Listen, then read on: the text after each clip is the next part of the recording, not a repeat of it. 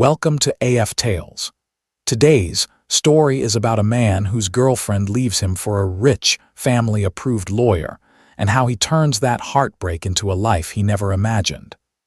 As you listen, think about what you would choose if you had to pick between love, security, and your own vision for your life. My girlfriend said, "I need security." I replied, "I'll build my own." Then she left for a rich lawyer. I crashed on a friend's floor, built an AI legal startup, and years later faced them again as the keynote speaker at a legal tech conference. My name is Mark. I am 29, and for a long time I thought I had everything figured out.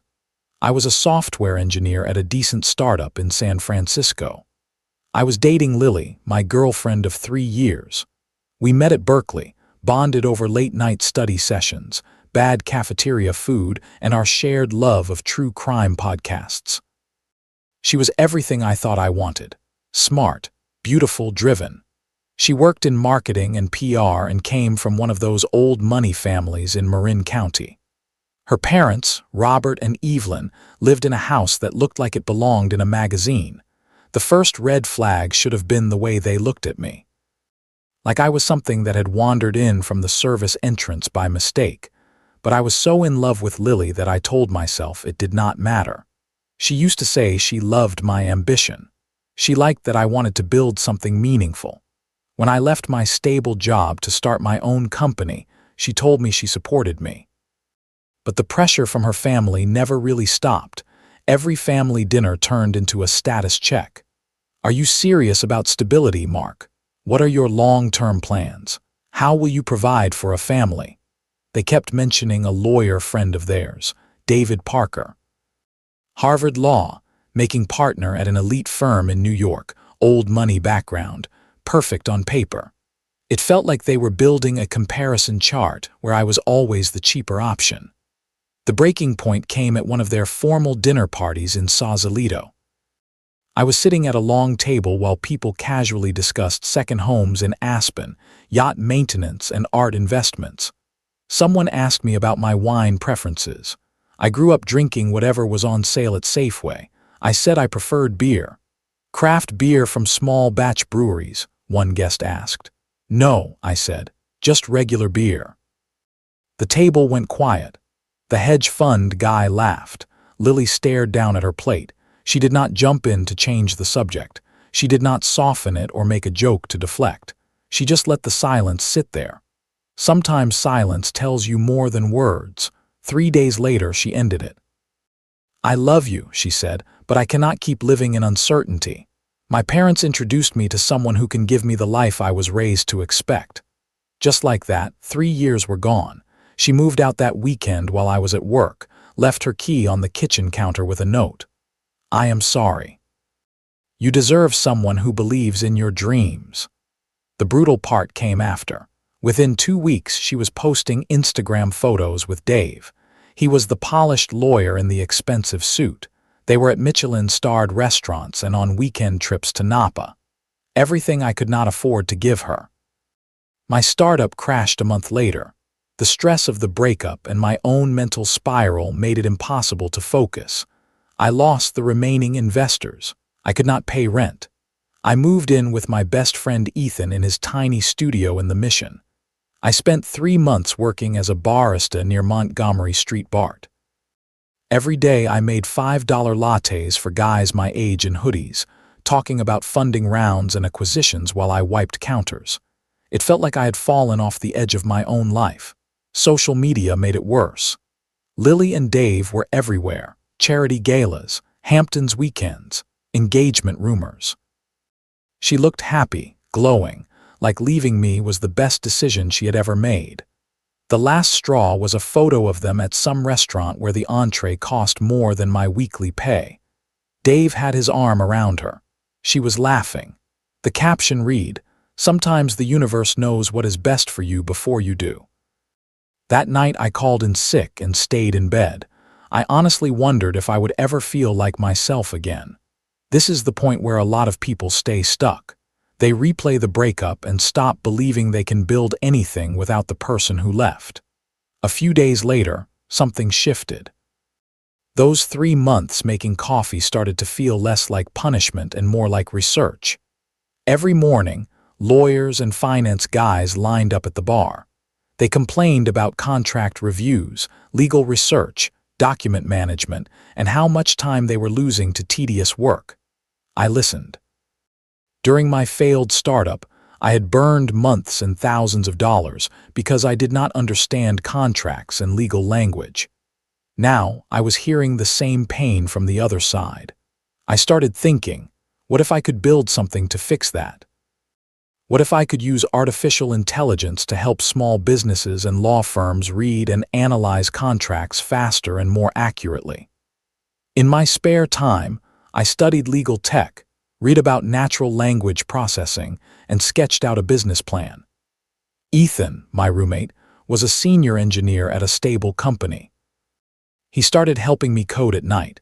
We called it Lexitech. The first 6 months were hard. I worked at the coffee shop during the day. At night we coded until 3 in the morning. We lived on instant ramen and whatever food Ethan brought home from his office. Slowly, something real started to form. Our first client was a solo attorney who found us on a legal tech forum. She paid us $300 to review a stack of employment contracts. Our tool did in 4 hours what would have taken her paralegal 2 days. She was impressed. She told 2 other small firms about us. One of those firms used our software in a case against a mid-sized company that had used predatory contracts to trap freelancers. Our system flagged the worst clauses in minutes. They won a strong settlement for their clients. Word started to spread. There was this new tool that could spot problems human reviewers missed. By month 9, 12 small firms were using Lexitech. Ethan quit his job to become our CTO. We moved out of his studio and into a small office in a converted warehouse in the Mission. It was not fancy, but it was ours. Meanwhile, I stayed off social media, but Ethan sometimes mentioned updates about Lily. Things with Dave were not as perfect as they looked. A mutual friend said Dave wanted her to quit her job and focus on his partnership track. He was controlling about her work, her time, even her friends. It fit the same pattern. She had chosen security, but the price was her own ambition. Still, I was too busy building to spend much time thinking about it. I worked 16-hour days. For the first time since the breakup, I felt like myself again, maybe even more than before. The real turning point came when a mid-sized firm in Los Angeles wanted to pilot Lexitech across their whole contracts department. It was our biggest deal yet. Enough money to hire real employees and pay ourselves a decent salary.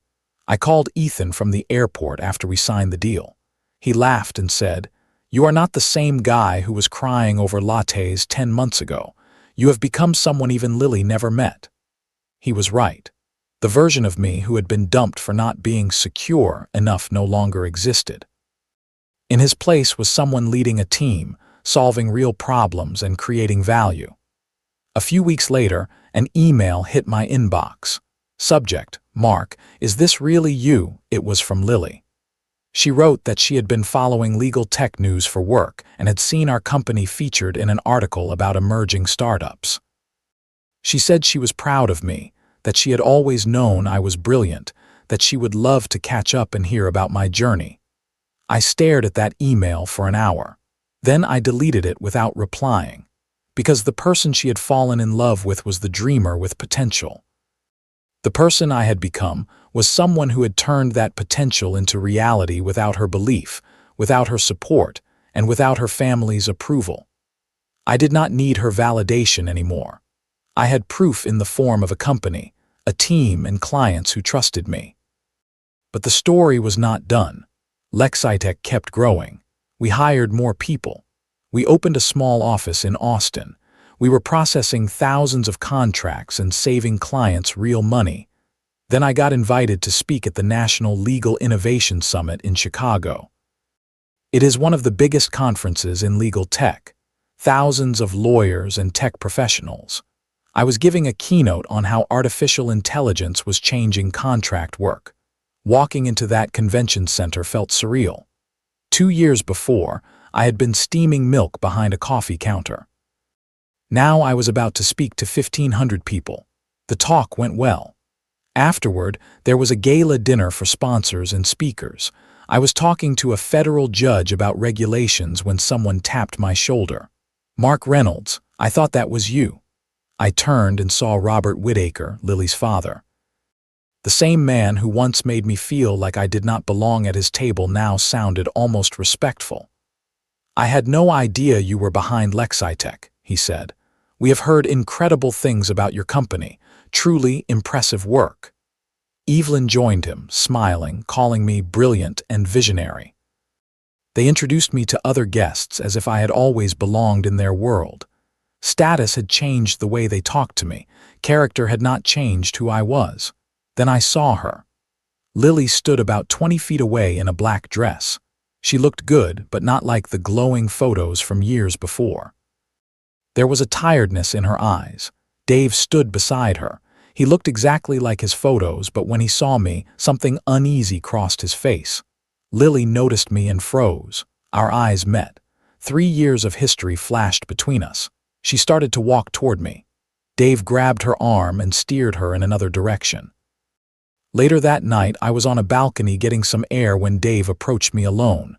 "So you are the famous Mark Reynolds," he said, trying to sound relaxed. "Lily has mentioned you." I kept my voice calm. "Has she?" He dropped the act. "Look," he said, "I know what you were to her, but that is in the past. We are building a life together. I would appreciate it if you respected that." The man who once seemed like a symbol of everything I did not have was now worried about a conversation. "I am here for business," I said. "I have no interest in your relationship." I paused, "But I am curious. How is your firm handling all this change? Legal tech is moving fast. A lot of traditional firms are feeling the pressure." "We are adapting," he said, but his jaw tightened. "Elite firms will always have a place." "I am sure," I said, though I heard Morrison Sterling just adopted our platform. They were losing too many clients to firms using tools like ours. "I am sure your firm is different." The color drained from his face. Morrison Sterling was one of their biggest rivals. Everyone knew it. "Enjoy the rest of your evening," I said and went back inside. The next morning, while I was checking out, Lily was waiting in the lobby. "Mark," she said, "please, can we talk for 5 minutes?" We sat in a quiet corner. She looked older than 28, tired in a way that was not about age. "I saw your speech," she said. "You were incredible, so confident. So passionate." "Thank you," I said. "I also saw how people treated you, the respect, the way they listened." Her eyes filled for a second. "You have become exactly who you used to say you wanted to be." I stayed quiet and let her talk. "Leaving you was not about not believing in you," she said. "It was about not believing in myself. I was scared of disappointing my family, scared of risk, scared of choosing love over security."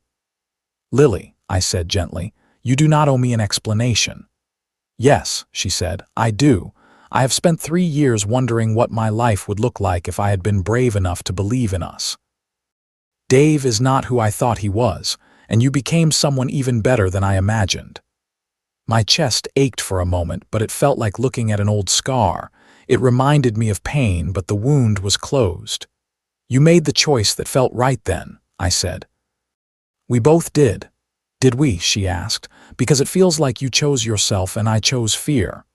Before I could answer, Dave appeared tense. "There you are," he said. "We need to go." He looked at me and his jaw tightened. "Mark," he said. "Dave," I replied. Lily stood. "I should go."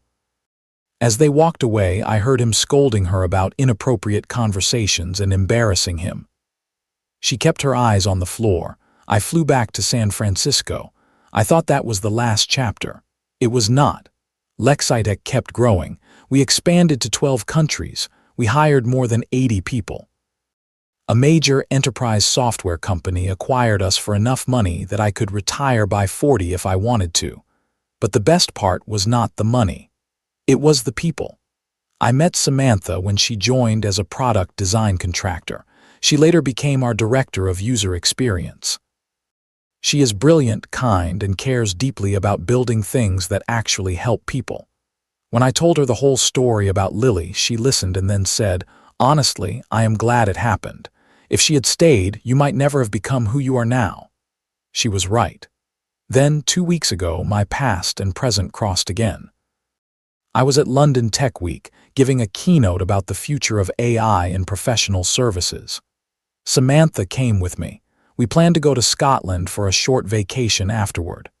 After my talk, a conference organizer said, "The Whitaker family is here. They are major sponsors. They asked if they could meet you." I glanced at Samantha. She squeezed my hand. "Sure," I said. In the VIP area, Robert and Evelyn were waiting along with Lily and Dave. The family looked polished as ever, but there was a tension between them. Dave looked worn out. Lily stood slightly apart. Robert stepped forward, beaming. "Phenomenal presentation," he said. "We have been following Lexitech. What you have built is remarkable." We talked about business for a few minutes. Dave eventually spoke. "I am sure you know the legal industry has had some challenges," he said. "Traditional firms are under pressure." "I have heard that," I said. Evelyn added, "Dave's firm just went through a merger, very common these days." "It was not a merger," Dave said quietly. "We were acquired by a firm that could offer the tech we could not." In other words, they had been forced to sell to a competitor who had moved faster than they had. "I am sorry," I said. "Change is hard." "Some change is necessary," Robert said, looking at his daughter when he said it. "The key is realizing when you are on the wrong side of it." Later, at the reception, Lily approached me while Samantha was talking with clients. "Can we talk privately?" she asked. We stepped out onto a terrace overlooking the Thames. London glowed in the evening light. Lily looked tired but more grounded than before. "I am leaving Dave," she said. I did not rush to fill the silence. "I should have left months ago," she said. "He was controlling. After Chicago, he made me quit my job so I would not run into you at conferences. He was so threatened by a 5-minute conversation that he wrecked my career." "I am sorry," I said. "That is not fair to you." "My parents are furious," she said. "They think I am throwing away security, but watching you speak today, something clicked for me. Security is not about finding someone who can take care of you. It is about becoming someone who can take care of herself." She looked at me. "You taught me that, even if it took 3 years." I felt sadness for what could have been, but also pride that she was finally making her own choices. "You will be okay," I said. "You are smart and capable, and now you are choosing for yourself, not for them." "I am starting my own consulting firm," she said. "Marketing and PR for tech companies. It feels like the first decision that is actually mine." "That sounds perfect for you," I said. We watched the river for a moment. "I need to tell you one more thing," she said.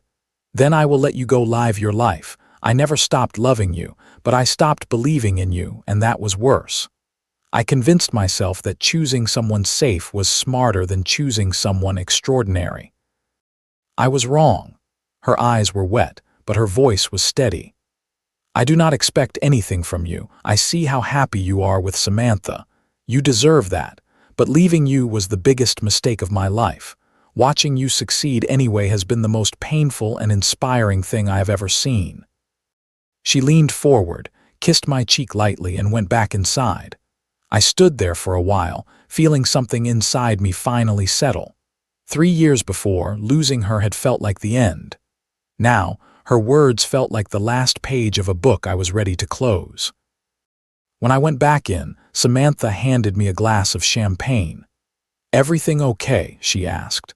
"Everything is perfect," I said, and I meant it. We flew out the next morning to launch Lexitech Asia in Tokyo.